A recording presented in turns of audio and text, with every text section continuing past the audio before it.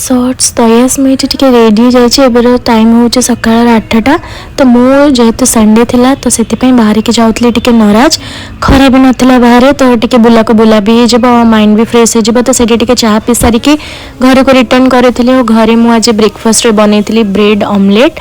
मुझे recipe YouTube देखी तो आज संडेटा थिला तो इच्छा है तापर ब्रेड ऑमलेट नहीं कि दीदी को दे सारापर आउ गोटे ऑमलेट बनई देती से खाइबे बोली देन ब्रेकफास्ट कर ब्रेकफास्ट कर सारिकिना एक्चुअली टे जबार था मार्केट तो खरा बेले ही मो माँ को लेकिन मार्केट जी बोली भाभी देन आम जाइलु मार्केट को जेहेतु बापांर बर्षिका आसुची तो से जहाँ को जहाँ दिहब नना सब किणाकिणी चलता ये सपिंग सारी घर को आसिलु आज टे इच्छा होता पखाड़ खाया तो पखाड़